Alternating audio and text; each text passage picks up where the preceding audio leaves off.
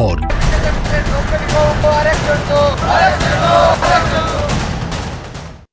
हमारी मांगे पूरी करो, पूरी करो, पूरी करो। लोकल युवाओं को रोजगार दो, आरक्षण दो, आरक्षण दो। लोकल युवाओं को आरक्षण दो, आरक्षण दो, आरक्षण दो। एक खत हक की मांग वाला।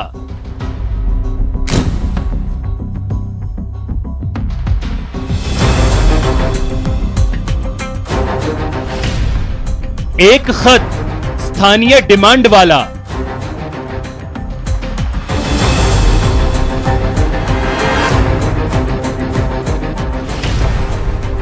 एक खत जरूरत वाला। राजस्थान सरकार भी हरियाणा की तर्ज पर यहाँ के लोकल युवाओं को 75% आरक्षण दे, हमारी ये मांग है। एक खत सियासत वाला।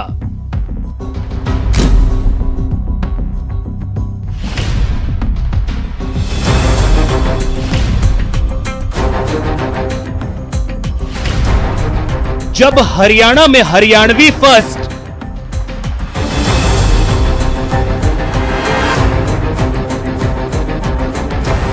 तो राजस्थान में राजस्थानी क्यों नहीं? हमारी मांगे पूरी करो, पूरी करो, पूरी करो। लोकल युवाओं को रोजगार दो, आरक्षण दो, आरक्षण दो। लोकल युवाओं को आरक्षण दो, आरक्षण दो, आरक्षण दो। प्राइवेट में कोटा खरा या खोटा? सियासत में खत लिखना रूटीन भी होता है और सियासी भी। एक बार फिर ऐसा ही खत प्रदेश की खबरों में सुर्खियां बन रहा है, क्योंकि यह खत हम राजस्थानियों की बात कर रहा है। नमस्कार, आप देख रहे हैं प्राइवेट में कोटा खरा या खोटा। आपके साथ मैं हूं स्वप्निल। दरअसल हाल ही में हरियाणा में राज्य मंत्रिमंडल ने एक प्रस्तावित अध्यादेश को मंजूरी दी, जो प्राइवेट सेक्टर में 50,000 रुपए से कम वेतन वाली नौकरियों में हरियाणवियों के 75% रिजर्वेशन की बात कर रहा है। और अब एक खत के बाद मरुधरा में भी यही बात उठ रही है कि फिर राजस्थान में राजस्थानी क्यों नहीं।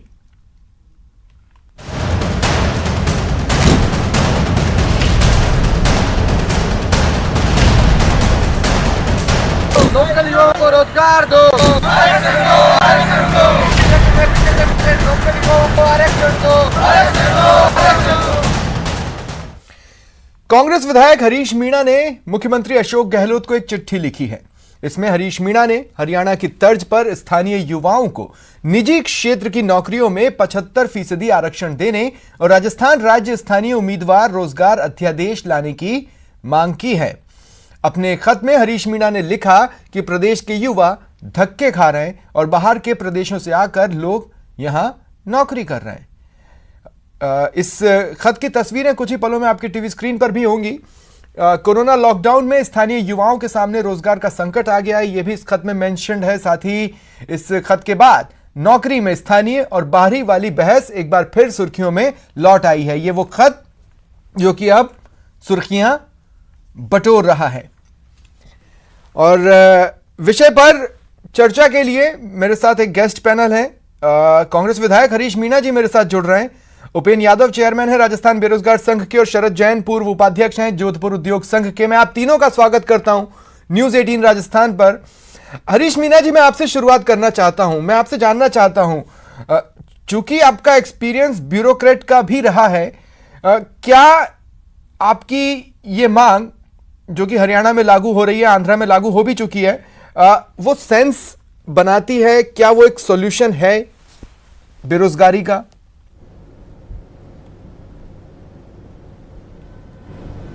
देखिए, मेरी को जो पत्र मैंने आदरणीय मुख्यमंत्री महोदय को लिखा है वो अकस्मात नहीं लिखा। इसके पीछे कुछ कारण है।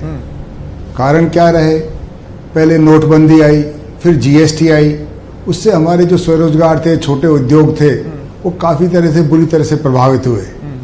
लोगों को रोजगार के जो साधन थे, उस संसाधन थे, सीमित होते गए। इसके ऊपर कोरोना आ गया, बिल्कुल ऐसे युवाओं पे चोट पड़ी कि वो उनको कहीं रोजगार नहीं मिल रहा था।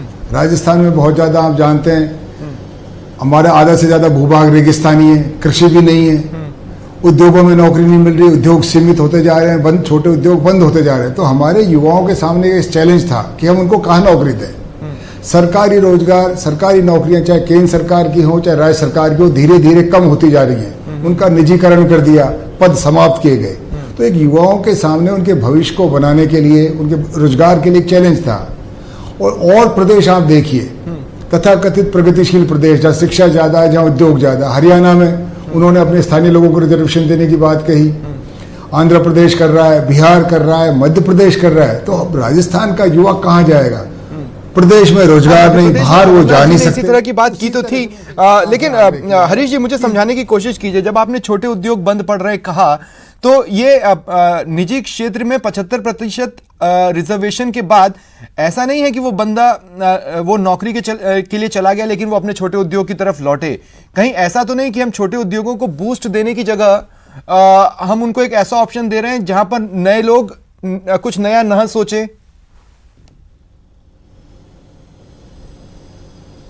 बिल्कुल नहीं, ऐसा बिल्कुल नहीं है। देखो, रोजगार क्या होता है? स्वरोजगार भी रोजगार है, नौकरी भी रोजगार है, चाहे सरकारी नौकरी हो चाहे प्राइवेट नौकरी हो, निजी क्षेत्र में हो सरकारी क्षेत्र में, रोजगार के साधन है। तो जहां भी हमारे युवा को चांस मिले, स्वरोजगार की संभावना बिल्कुल ही बंद हो गई है।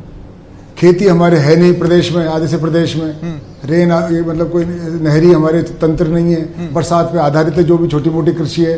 तो कोई हमारे युवाओं को स्थायी रोजगार के लिए जो भी विकल्प है, उसके लिए मेरा आग्रह था कि क्योंकि और प्रदेशों में हो रहा है, पूरी दुनिया जहां में ये हो रहा है, तो कोई ऐसी नई बात नहीं करी। और प्रदेश कर रहे हैं, तो राजस्थान इसमें पिछड़ नहीं जाए।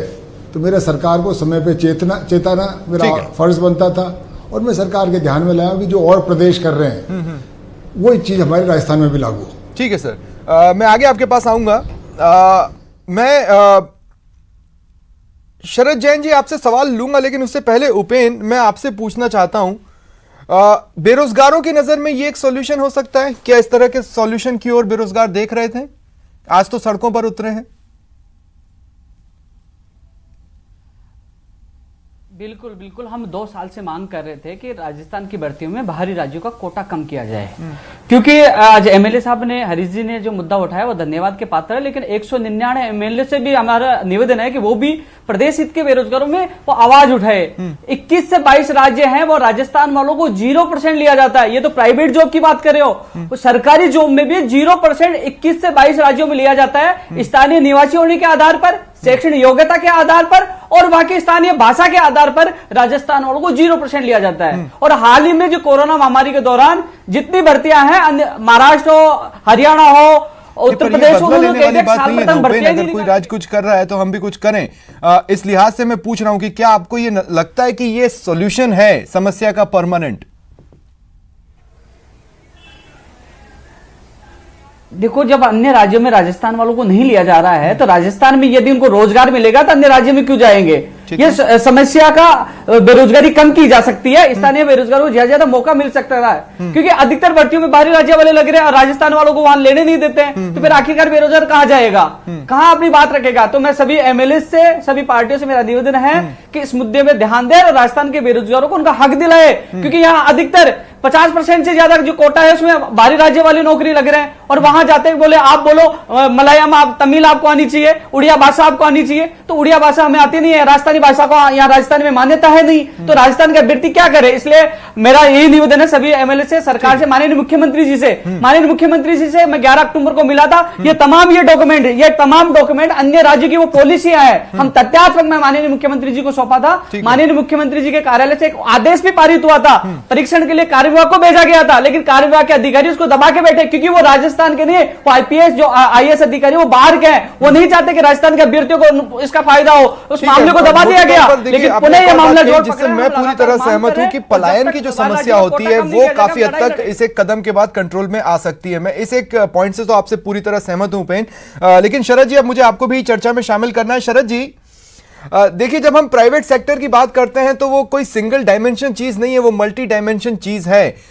लेकिन अगर इसमें मैं एक्सपर्टीज वाले सेक्टर्स, जैसे मान लीजिए मैं आईटी की बात कर लूं, जो कंप्यूटर प्रोफेशनल्स 1000-2000 की संख्या में लाते हैं, या बहुत ज्यादा स्किल बेस्ड लोगों की बात कर लूं, तो क्या वो कंपनियां प्रदेश में आने से हिचकेंगी इस तरह के निर्णय के बाद, या वो इसे किस तरह से लेंगी?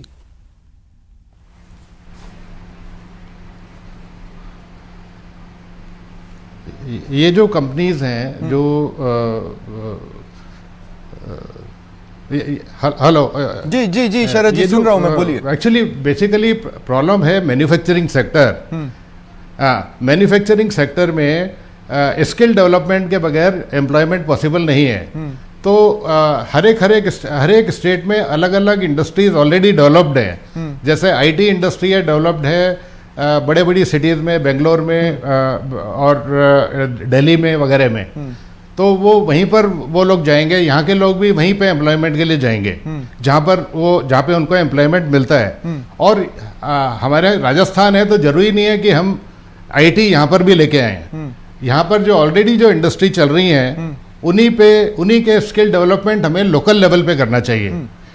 जो नए गांव के जो लड़के होते हैं, आसपास के लड़के होते हैं, उन लोगों को हमको अपनी फैक्ट्रियों में स्किल डेवलपमेंट के लिए लाना चाहिए, जिससे आगे के लिए नहीं। लेकिन अगर हम राज्य में और राज्य की इकोनॉमी की बात करते हैं, शरद जी मुझे समझाइएगा, तो हम तो बाहर से निवेश आकर्षित करते हैं, हम तो चाहते हैं कि बाहर की कंपनियां प्रदेश में आए। मैं कह रहा हूं इस तरह के कदम से उनमें निराशा होगी या नहीं होगी?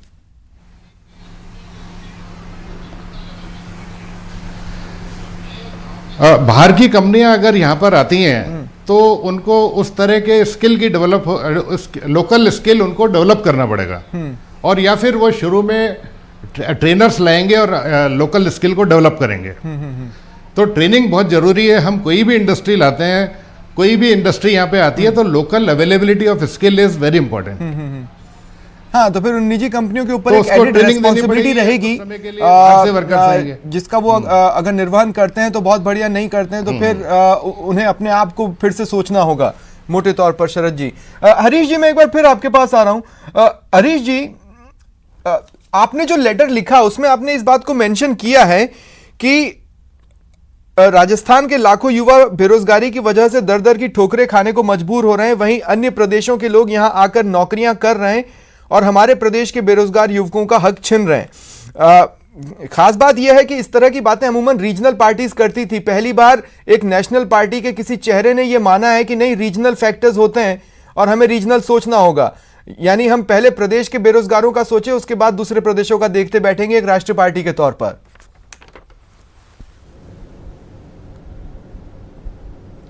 इसमें प्रदेश और राष्ट्र का कहीं हित टकराता नहीं है। आप ये देखिए, जब प्रदेश मजबूत हो गए जब तो देश मजबूत होगा।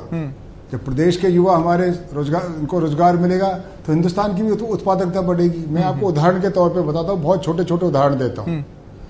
आज राजस्थान में ज्यादातर जो नौकरियां हैं छोटे स्तर पे हैं, कहीं भी होती है। बड़े पद जो टेक्निकली क्वालिफाइड होते हैं बहुत कम होते हैं। आज ड्राइवर है, चपड़ासी है, सुरक्षा कर्मी है, ये भी बाहर के आ रहे हैं। आप यह इसमें राजस्थान यूनिवर्सिटी देखिए, राजस्थान यूनिवर्सिटी जो जयपुर में, इसमें आधे से चपड़ासी, ड्राइवर, बाबू यूपी के, उत्तराखंड के राजस्थान के लोग ड्राइवरी लायक भी नहीं है। इसमें कौन सा हुनर है? आप सुरक्षा कर्मी देखिए, जो सुरक्षा जो प्राइवेट निजी सुरक्षा कंपनियों में, ये हरियाणा के लोग लगे हुए हैं। क्या हमारा आदमी उस काबिल भी नहीं है? आप फौजी को लगाओ या एक्स फौजी मिल जाएगा। युवाओं को लोग, बाड़मेर का आपको मैं बताता हूँ, मुझे निजी अनुभव है। जब मैं पुलिस नौकरी में था, वहां की जो लेबर है, जब तेल का खुदाई चल रही है, वहां बिहारियों का राजस्थानियों का झगड़ा हुआ, कानूनी व्यवस्था हुई, 10 दिन काम बंद हुआ। तो वो काम भी, मजदूरी का भी हमारे लोग नहीं कर सकते क्या? लोगों का हरीश जी, लेकिन आपने सुना होगा, अब जैसे उपेन है, वो बेरोजगार, राजस्थान बेरोजगार संघ के से रिलेट करते हैं और आपने उनकी बात को सुना होगा। उनमें एक नाराजगी है कि अन्य प्रदेशों में हमारे साथ पार्शियलिटी होती है। क्या वही हम नहीं करने लगेंगे? सर, मैं रीजनलिज्म की बात नहीं कर रहा। मैं किस बात की मैं बात कर रहा हूं कि हमारे युवाओं में बढ़ती बेरोजगारी है, उसके क्या क्या समाधान है। या तो वो स्वरोजगार करे, या निजी व्यापार करे, या निजी क्षेत्र में नौकरी करे, या सरकारी क्षेत्र में। सरकारी क्षेत्र में नौकरियां कम होती जा रही है, रोजगार स्वरोजगार बंद हो गया, तो हमारे युवाओं को नौकरी कहीं तो मिलेगी। बाहर में कह देते हैं आपको इस भाषा का ज्ञान होना चाहिए, बिहार में कोई मैथिली का ज्ञान होना चाहिए, बंगाल में बंगाली का, उड़ीसा में उड़िया का। तो हमारा जो युवा है कहाँ जाएगा? तो उसका राजस्थान सरकार के हाथ में। कोई गैर कानूनी बात नहीं है, किसी प्रदेश के खिलाफ नहीं है। हम सिर्फ हमारे युवाओं की बात कर रहे हैं। ठीक है। और हम यही तो कह रहे हैं, 50,000 तक की जिसमें सीलिंग है। जो ज्यादा टेक्निकल जॉब्स है, ज्यादा क्वालिफाइड है, उसमें बाहर के लीजिए ना। ठीक है। हाँ, देखिए, ये वो पॉइंट है उपेन जिस पर मैं आना चाहता था देखिए, इसमें कोई शक नहीं है कि राजस्थान में प्रतिभाएं छुपी हुई हैं, लेकिन क्या स्किल्ड पर्संस भी इतनी बड़ी तादाद में छिपे हुए हैं? देखिए, फिर मैं कह रहा हूं, मल्टीपल लेयर्स होंगे, जिसमें से कई लेयर्स के लिए तो राजस्थान में हर चीज मिल जाएगी, लेकिन और भी कई लेयर्स ऐसे बाकी रह जाएंगे जिसको भरने लायक पर्याप्त मानव संसाधन क्या राजस्थान दे पाएगा अगर हम फिक्स कर देते हैं तो?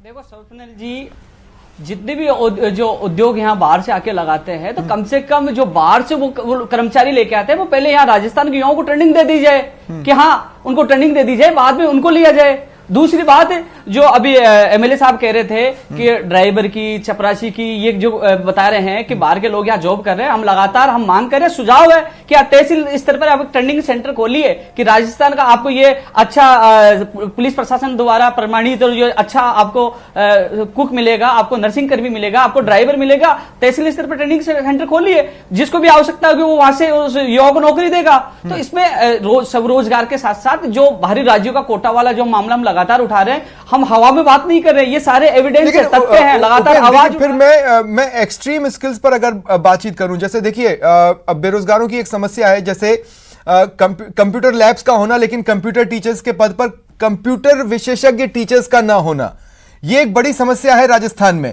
ठीक है, मैं ये कहना चाहता हूं कि वो कंप्यूटर टीच कर सकते हैं, लेकिन क्या वो किसी सॉफ्टवेयर डेवलपिंग कंपनी में बैठकर विगरसली 2 से 3 साल 4 साल नए नए आइडियाज डेवलप कर पाएंगे? क्या इस लेवल पर भी मानव संसाधन मौजूद है पर्याप्त संख्या में?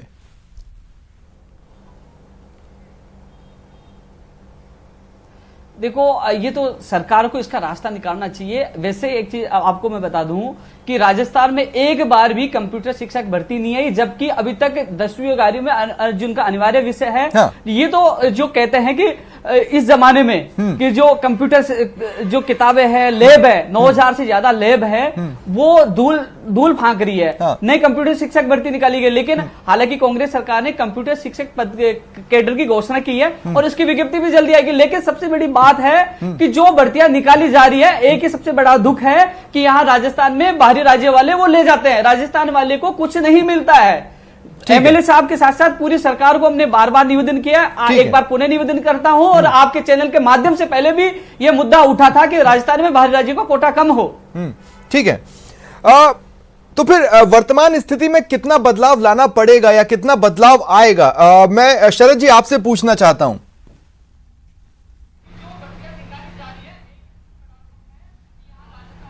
वर्तमान स्थिति में जो तभी बदलाव आ सकता है जब डिमांड एंड सप्लाई पे काफ़ी कुछ हद तक डिपेंड करता है। हाँ।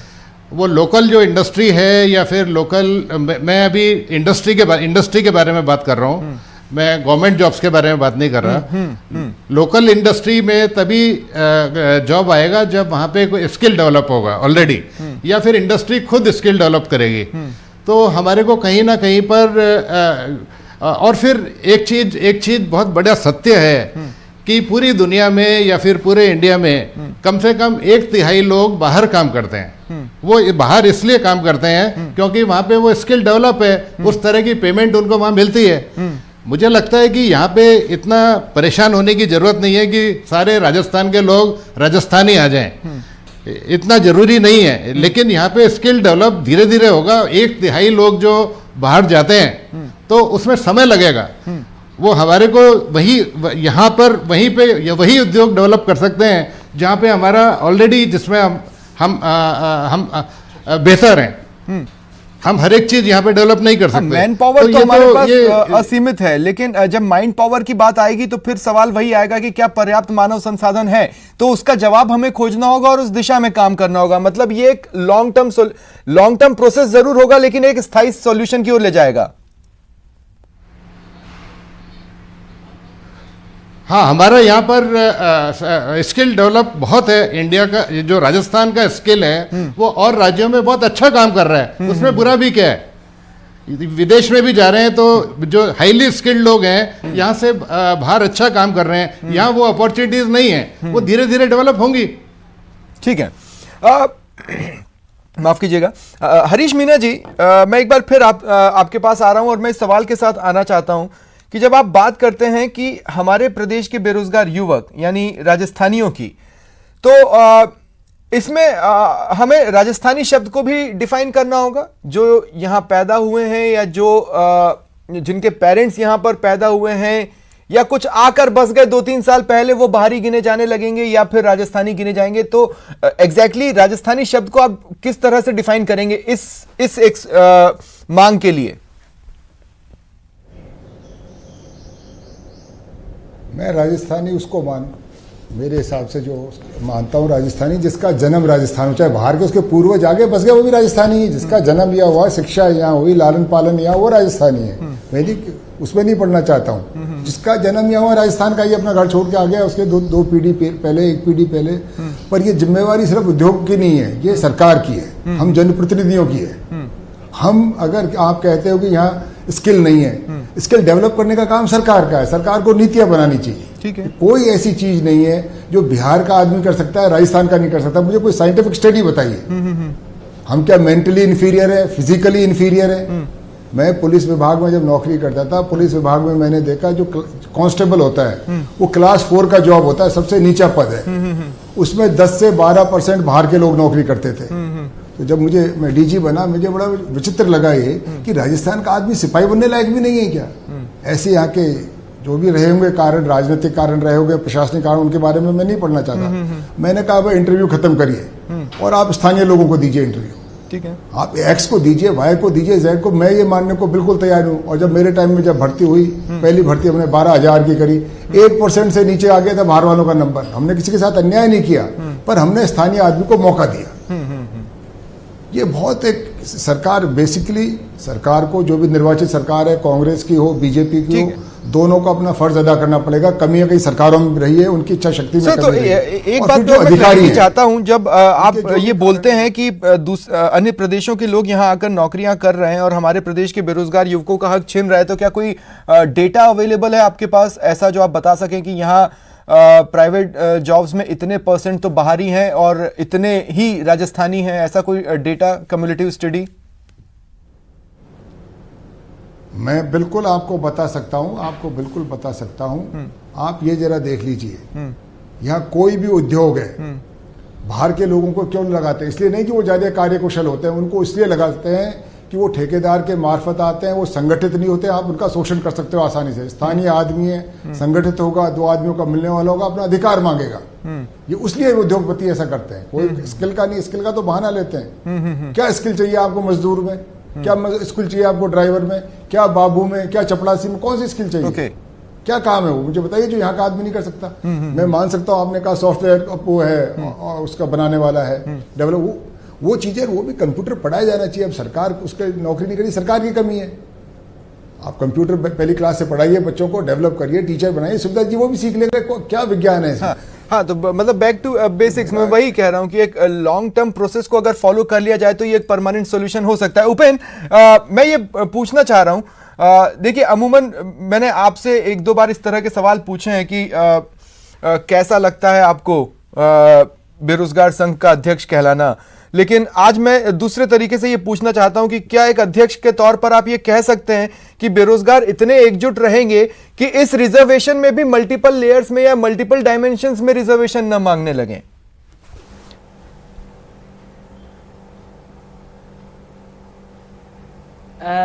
इस रिजर्वेशन की जो बात कर रहे हो, हाँ, अन्य राज्य आप देख रहे हो कि अन्य राज्य इतने अलर्ट हो चुके हैं कि धीरे धीरे, हरियाणा ने तो राजनीतिक मुद्दा बनाया था, भारतीय जनता पार्टी ने घोषणा पत्र में भी डाला था, और धीरे धीरे अन्य राज्यों में राजनीतिक पार्टियां मुद्दा बनाकर घोषणा पत्र में डाले कि हमारे स्थानीय लोगों को इतनी नौकरियां देंगे, 75%, 80% ये। तो क्या हमारे जो यहाँ की सरकार, हमारी सरकार को, राजनीतिक पार्टियों को प्रदेश के बेरोजगारों के हित में सोचना क्या गलत है क्या? क्योंकि अब अन्य राज्य ऐसा कर रहे हैं तो उनको भी करना चाहिए, क्योंकि आने वाले चुनावों में ये सबसे बड़ा मुद्दा होगा, बेरोजगारी सबसे बड़ी होगी। तो कहीं ना कहीं राजनीतिक पार्टियों के लिए युवा खतरा साबित हो, क्योंकि युवा खुद बेरोजगार है, दुखी है। क्योंकि मैंने एक सबसे बड़ा उदाहरण देखा, मेरे एक दोस्त का आरएस में सिलेक्शन हुआ, जब वो गुजरात गया तो उससे गुजराती में बात की गई, तो वो इंटरव्यू में फेल हो गया, उसको गुजराती आती नहीं थी। तो कहीं ना कहीं अलग अलग तरीके से राजस्थान के अभ्यर्थी को रोका जा रहा है। जब अन्य राज्य के लोग अपने प्रदेश के युवाओं के हित के लिए कर रहे हैं, राजनीतिक मुद्दा बना रहे हैं, तो राजस्थान में भी सबको मिलकर इसका सोल्यूशन निकालना होगा और प्रदेश के युवाओं को आगे मेरा बढ़ाना अंतिम होगा। सवाल शरद जैन जी आपसे रहेगा। फॉरेन इन्वेस्टमेंट या फॉरेन से आने वाली कंपनियां कहीं इससे डिमोटिवेट तो नहीं होंगी? वो इस बात को समझ पाएंगी कि हमारी भी स्टेट्स की अपनी मजबूरियां हैं, हमारे भी लोग हैं, किस चीज उनकी से? जरूरतें हैं?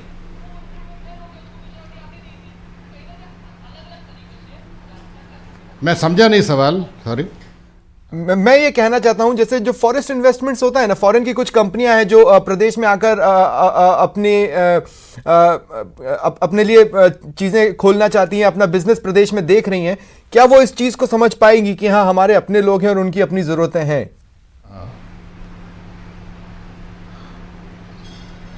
ये जब भी कोई फॉरेन कंपनीज आती हैं तो वो लोकल स्किल जरूर देखती हैं, और एक majority of the local skill available होता है तभी आती हैं, या फिर उनको वो ट्रेन करते हैं। ठीक है, मैं फाइनली हरीश मीणा जी आपसे पूछना चाहता हूं, आपके इस तो खत जो के भी बाद फॉरेन सरकार का- की ओर से क्या रेस्पॉन्स आया है, या सीएम ने कोई आश्वासन दिया हो, इस ओर सोचेंगे, क्या उम्मीद रखें? देखिए, जैसा कि आप जानते हैं, कोरोना के चक्कर में लोग विधानसभा बंद है। मैं आपको आश्वस्त करना चाहता हूं, हमारे प्रदेशवासियों को आश्वस्त करना चाहता हूं कि जैसे ही विधानसभा खुलेगी मैं ये मुद्दा उठाऊंगा, सब पार्टियों को, नेताओं को बताऊंगा, क्योंकि किसी पार्टी का, किसी वर्ग का, किसी उसका नहीं है, प्रदेश के युवाओं का, बेरोजगार युवाओं का अधिकार की बात है, और ये हमारा फर्ज बनता है। बेरोजगार को क्या चाहिए? रोजगार। प्यासे को क्या चाहिए? पानी। भूखे को चाहिए रोटी, और ये सबका प्रावधान करना सरकार की जिम्मेदारी है। तो आप किसी के ऊपर कोई मेहरबानी नहीं करें, कोई एहसान ठीक है, नहीं तो करें, उसका उपेंद्र, अधिकार है। आप और तमाम राजस्थानियों को अब अपनी फिंगर्स क्रॉस रखनी चाहिए। बहुत बहुत शुक्रिया आप तीनों का मेरे साथ जुड़ने के लिए और तमाम बातचीत के लिए। फिलहाल इतना ही, नमस्कार।